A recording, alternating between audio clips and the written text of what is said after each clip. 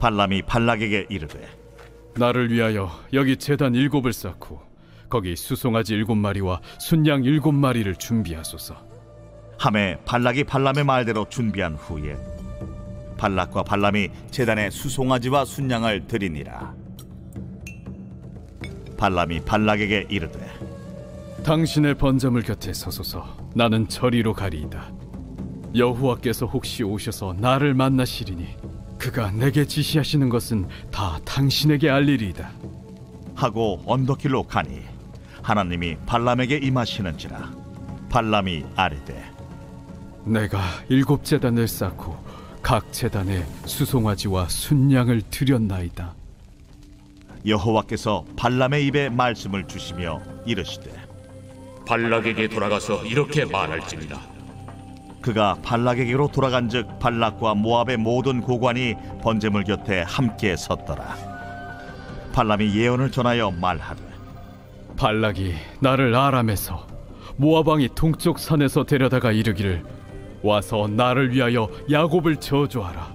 와서 이스라엘을 꾸짖으라 하도다. 하나님이 저주하지 않으신 자를 내가 어찌 저주하며 여호와께서 꾸짖지 않으신 자를 내가 어찌 꾸짖으랴. 내가 바위 위에서 그들을 보며 작은 산에서 그들을 바라보니 이 백성은 홀로 살 것이라. 그를 여러 민족 중에 하나로 여기지 않으리로다. 야곱의 티끌을 누가 능히 세며 이스라엘 4분의 1을 누가 능히 셀고 나는 의인의 죽음을 죽기 원하며 나의 종말이 그와 같기를 바라노라. 하매 발락이 발람에게 이르되 그대가 어찌 내게 이같이 행하느냐. 나의 원수를 저주하라고 그대를 데려왔거늘 그대가 오히려 축복하였도다. 발람이 대답하여 이르되 여호와께서 내 입에 주신 말씀을 내가 어찌 말하지 아니할 수 있으리까. 발락이 말하되 나와 함께 그들을 달리 볼 곳으로 가자. 거기서는 그들을 다 보지 못하고 그들의 끝만 보리니 거기서 나를 위하여 그들을 저주하라. 하고 소빔들로 인도하여 비스가 꼭대기에 이르러 7제단을 쌓고 각 제단에 수송아지와 순양을 드리니 발람이 발락에게 이르되 내가 저기서 여호와를 만나뵐 동안에 여기 당신의 번제물 곁에 서소서 하니라. 여호와께서 발람에게 임하사 그의 입에 말씀을 주시며 이르시되 발락에게로 돌아가서 이렇게 말할지니라. 발람이 가서 본즉 발락이 번제물 곁에 섰고 모압 고관들이 함께 있더라. 발락이 발람에게 이르되 여호와께서 무슨 말씀을 하시더냐. 발람이 예언하여 이르기를 발락이여 일어나 들을지어다. 십볼의 아들이여 내게 자세히 들으라. 하나님은 사람이 아니시니 거짓말을 하지 않으시고 인생이 아니시니 후회가 없으시도다.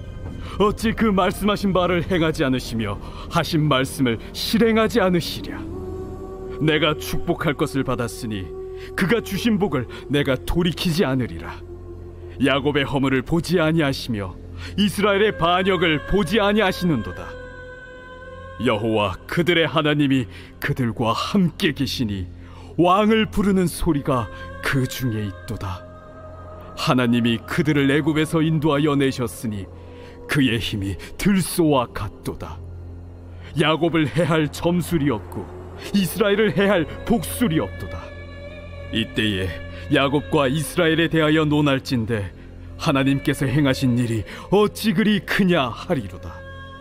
이 백성이 암사자같이 일어나고 수사자같이 일어나서 움킨 것을 먹으며 죽인 피를 마시기 전에는 눕지 아니하리로다. 하매 발락이 발람에게 이르되 그들을 저주하지도 말고 축복하지도 말라. 발람이 발락에게 대답하여 이르되 내가 당신에게 말하여 이르기를 여호와께서 말씀하신 것은 내가 그대로 하지 않을 수 없다고 하지 아니하도이까. 발락이 발람에게 또 이르되 오라, 내가 너를 다른 곳으로 인도하리니 네가 거기서 나를 위하여 그들을 저주하기를 하나님이 혹시 기뻐하시리라. 하고 발락이 발람을 인도하여 광야가 내려다 보이는 부올산 꼭대기에 이르니 발람이 발락에게 이르되 나를 위하여 여기 7제단을 쌓고 거기 수송아지 7마리와 순양 7마리를 준비하소서. 발락이 발람의 말대로 행하여 각 제단에 수송아지와 순양을 드립니다.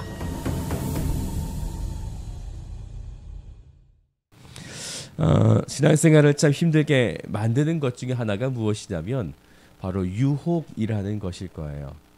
성도가 그 유혹을 당하게 되어졌을 때 그 유혹을 이겨낸다는 것은 사실 굉장히 어렵고 힘든 일이 되어질 것이에요. 이 유혹은 우리에게 그 탐심의 마음을 불러일으키죠. 무언가를 내게 원하는 그 마음, 저것을 하면 참 좋을 텐데 라고 하는 이런 탐심의 마음을 이 유혹이라는 것을 통해서 우리에게 역사하기 때문에 사실 우리들이 그런 유혹을 당하게 될 때 쉽사리 그 유혹을 떨쳐내기라는 것이 굉장히 어렵습니다. 그래서 이제 약속의 땅인 이제 가나안 땅으로 들어가려고 하는 그 마지막 최후의 관문에서 그들에게 찾아온 시험이 무엇이었느냐? 그것은 바로 유혹이라는 시험이었다라는 것이죠. 그래서 우리가 어제 보았던 거짓 선지자 이 발람을 통해서 그들이 도대체 어떤 유혹에 빠지게 되어지는가? 사실은 이 유혹이라는 것은 굉장히 교묘히 찾아오게 됐죠. 그래서 내로남불이라고 해서 내가 하면 로맨스지만 남이 하면 불린이 되는 것처럼 이 유혹이라는 것은 우리를 교묘하게 찾아와서 이것이 유혹이 맞는가? 유혹이 아닌가? 우리를 헷갈리게 만드는 것이죠. 어제 우리가 보았던 이 발람의 이야기가 22장 그리고 23장 오늘 또한 내일에게 이르기까지 계속적으로 이 발람의 이야기가 나오고 또한 그 결과가 25장에 또 나오게 되어져요. 그만큼 이 발람이란 이야기는 너무나 중요하다는 이것이겠죠. 유혹이라는 것을 우리가 딱 보아도 이것은 유혹이다라고 우리가 느낀다면 아마 유혹에 빠질 수 있는 사람이 별로 없을 것이에요.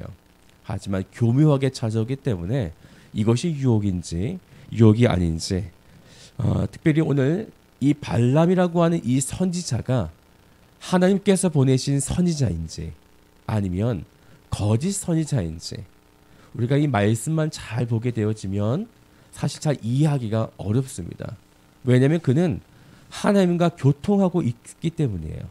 하나님께서 그에게 말씀을 주시고 임하시고 당신의 영까지 임하시게 되어져요. 그 모습을 우리가 만약에 이스라엘 백성으로서 바라보게 되어진다면 저 사람이 모세 아닌가 라고 생각할 정도로 지금 그는 하나님과 굉장히 가깝게 있는 것처럼 보인단 말이죠. 하지만 그의 행동과 그의 의도, 그의 결과를 보게 되어지면 그는 분명히 이스라엘 백성들을 저주하려고 지금 모압 왕이었던 발락에게로 가고 있었다라는 것이에요. 아모리 왕과 그 민족을 진멸한 이스라엘을 바라보고 모압 왕이었던 이 발락이 심히 두려워하게 되어지죠. 그래서 메소포타미아에 있었던 이 술법사였던 발람을 초청하게 되어져요. 분명히 말씀드리지만 선지자가 아니라 술법사죠. 술법사인 이 발락을 초청하게 되어졌어요. 그리고 발락이 요구한 것은 한 가지였어요. 이스라엘 백성들을 저주하라는 것이었어요. 그러면 그것에 정말 참된 선지자였다고 한다면 그 저주의 초청에 응하면 되겠습니까? 안 하면 되겠습니까? 당연히 안 해야 되겠죠. 그런데 초청에 응하고 있다라는 것이에요. 그래서 이 발락의 초청에 의해서 이 모압 왕이었던 이 발락에게로 그가 가게 되어졌다라는 거예요. 그때 하나님이 나타나신 거예요. 가지 말라라는 거죠. 가지 말고 저주하지도 말고 내가 축복한 이스라엘 백성들을 너가 함부로 말하지 마라. 쓸데없는 말하지 마라. 이렇게 하나님께서 계속 그에게 나타나고 계신 거예요. 그럼에도 발락에게로 가고자 했던 이 발람을 막고자 하나님께서 어떻게까지 하셨습니까? 나귀 위에 입까지 여시게 되죠. 가지 못하도록 칼을 뺀 군대 장관이 딱 지키고 있어서 그것을 지나가게 되면 죽게 만들 정도로 하나님은 그에게 그게까지 강력하게 나타나고 계시다라는 것이에요.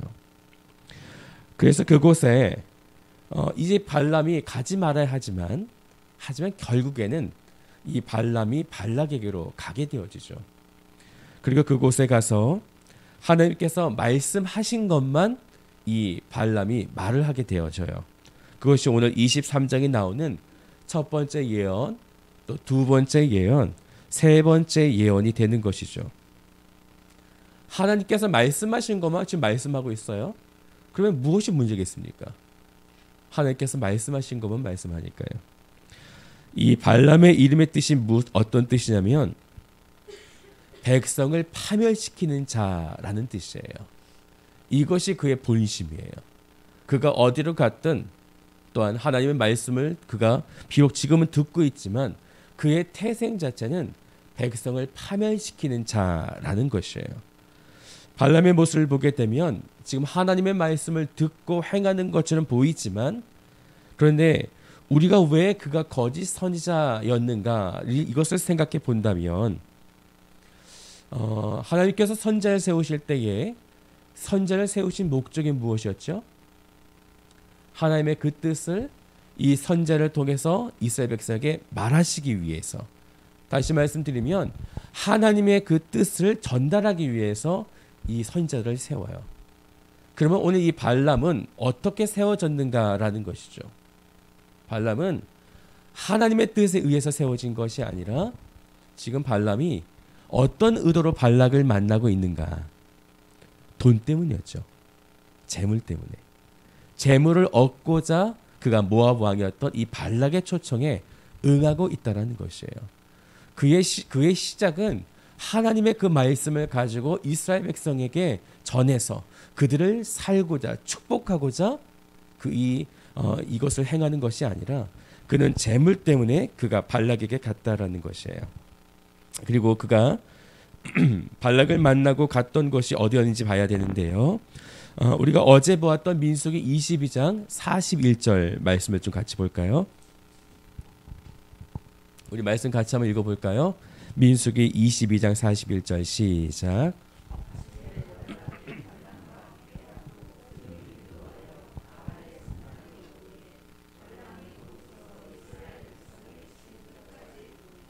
네, 지금 발람이 발락을 만나면서 어디로 가게 되죠?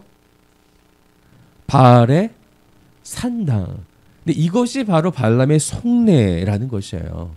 그가 여호와의 제단으로 간 것이 아니라 그가 지금 바알의 산당으로 가게 되어졌다는 거예요. 그리고 그 바알의 산당에 가서 그가 무엇을 했는가?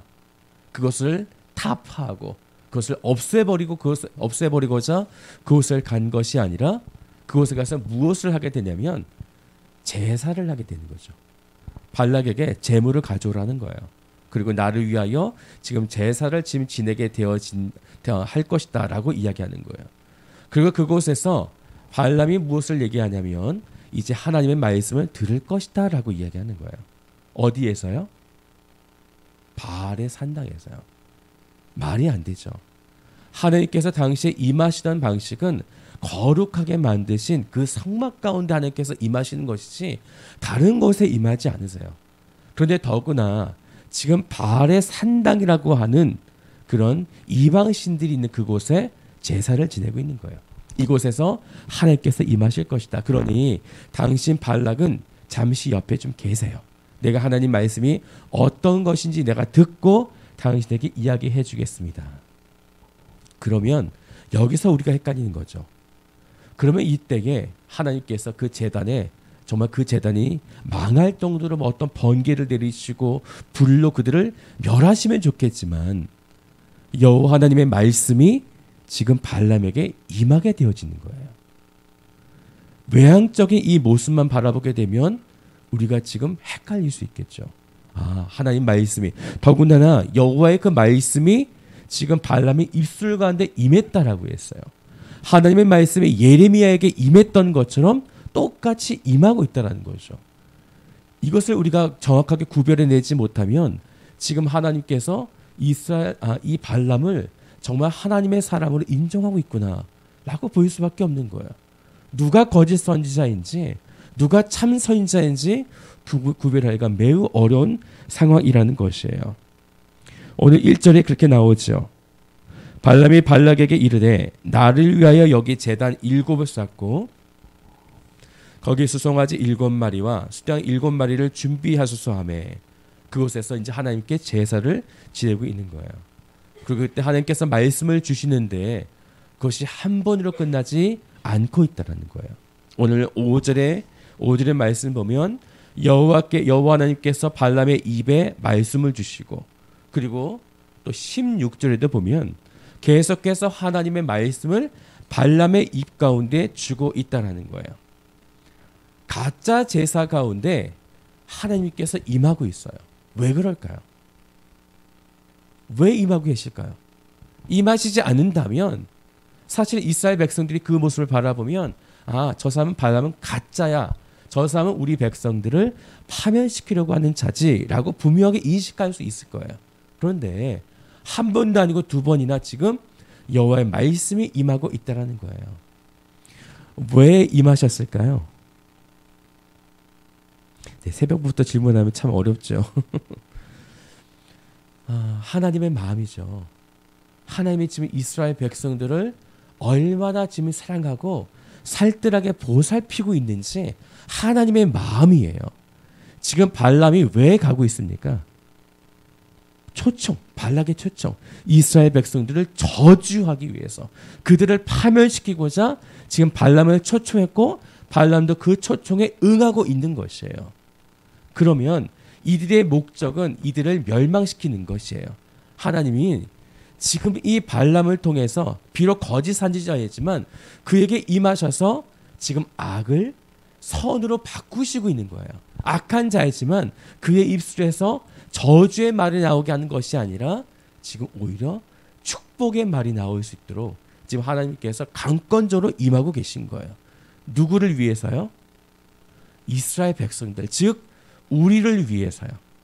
우리를 위해서 이 발람 거짓 선자를 대동하시며 하나님은 정말 당신의 놀라운 뜻을 지금 행하고 계시다라는 것이에요. 그래서 저주하는 것이 아니라 오히려 축복하게끔 하나님께서 바꾸시고 있다라는 것이에요.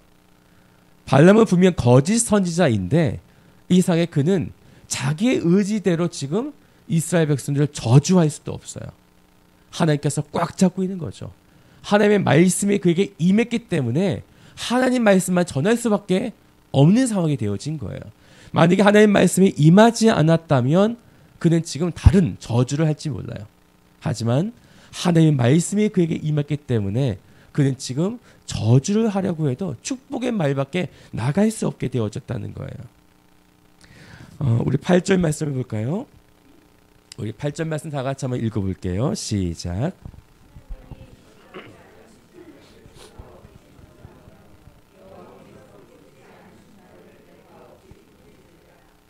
자신의 의지로 어찌할 수 없다라는 거예요. 이 발람이.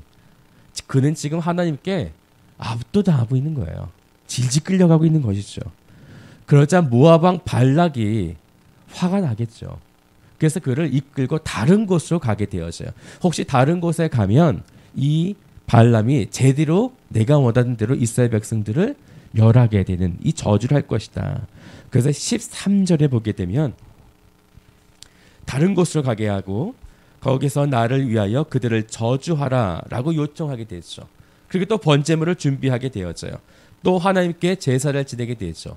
이때 발람이 또 뭐라고 합니까? 옆에서 기다리라는 거예요.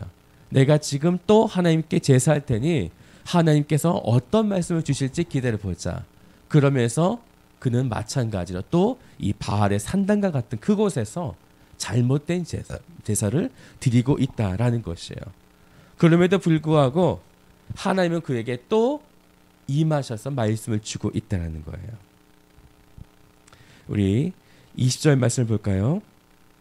내가 축복할 것을 받았으니 그가 주신 복을 내가 돌이키지 않으리라. 이렇게 또 축복의 말을 이스라엘 백성들에게 하고 있다는 거예요. 발람도 이스라엘 백성들을 어쩌면 굉장히 파멸시키고 저주하고 싶었는지도 몰라요. 왜냐하면 그가 초청을 받아서 응하고 있었기 때문이죠. 그도 지금 아모리 왕 시온을 죽였던 이 엄청난 이스라엘 백성들이 두려워서 그들이 저주받아 파멸됐으면 좋겠다라고 생각했을지 몰라요.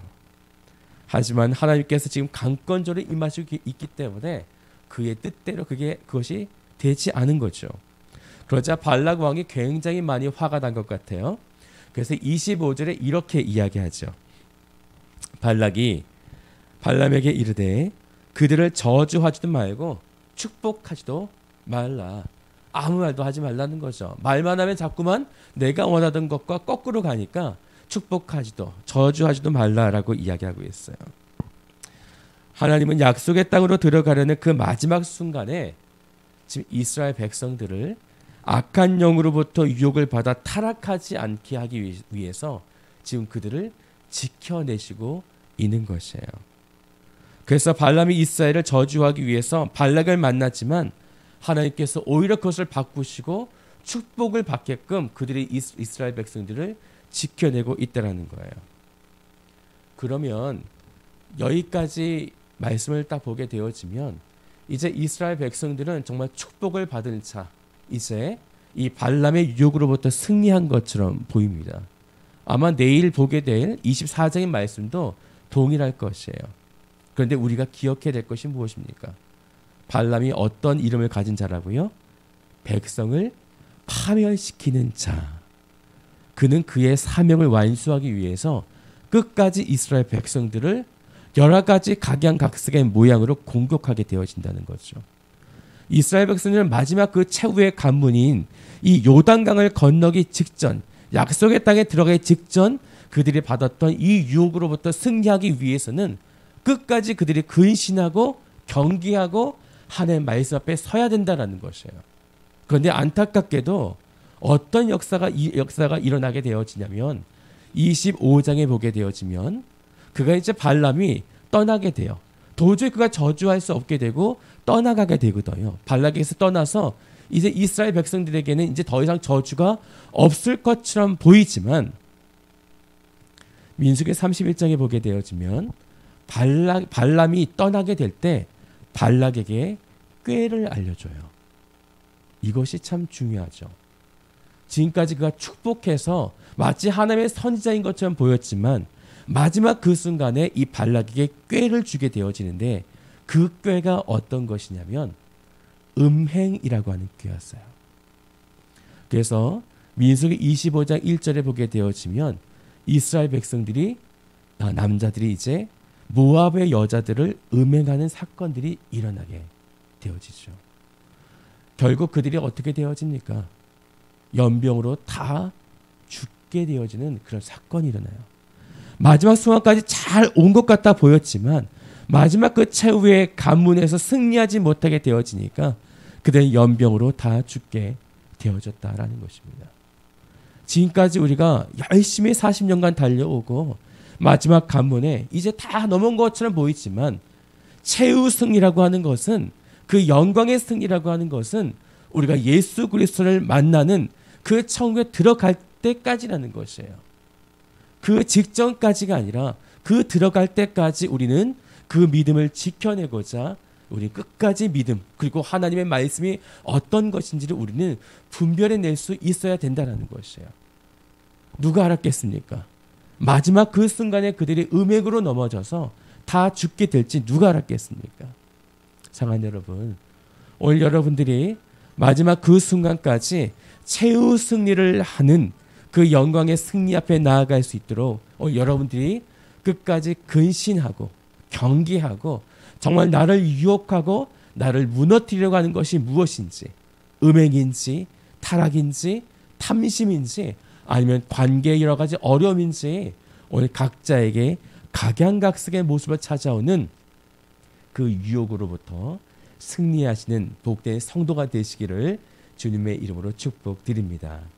이 시간 다 같이 기도하겠습니다. 사랑의 아버지 하나님 감사드립니다. 하나님께서 거짓 선지자였던 발람에게 하나님의 말씀을 주시고 그가 정말 잘못된 제사를 드림에도 하나님께서는 당신의 거룩하신 말씀을 그의 입 가운데 주셨습니다. 우리가 진정으로 분별해서 볼 것은 그 거짓 선지자에게 하나님께서 그렇게까지 행하셨던 것은 바로 우리를 저주하지 못하도록 바로 우리가 끝까지 최후 승리할 수 있도록 우리를 축복하는 자로서 우리를 이끌어가기 위한 하나님의 자비하심과 하나님의 사랑이신 것을 우리는 분명히 믿습니다. 그 사랑을 받았다면 우리는 끝까지 그 믿음을 지켜내는 하나님의 거룩한 백성이 되어야 할 줄로 믿습니다. 사랑하는 주님, 이스라엘 백성들이 마지막 그 순간에 음행에 넘어졌던 것처럼 우리도 끝까지 그 최후 승리를 얻기까지 주의 십자가를 단단히 붙잡고 끝까지 나아가는 하나님의 신실한 백성이 되어질 수 있도록 오늘 우리의 믿음을 견고하게 붙잡아 주시옵소서. 오늘 그렇게 행하실 살아계신 하나님을 찬양하며 참 좋으신 예수 그리스도의 이름으로 기도드립니다. 아멘.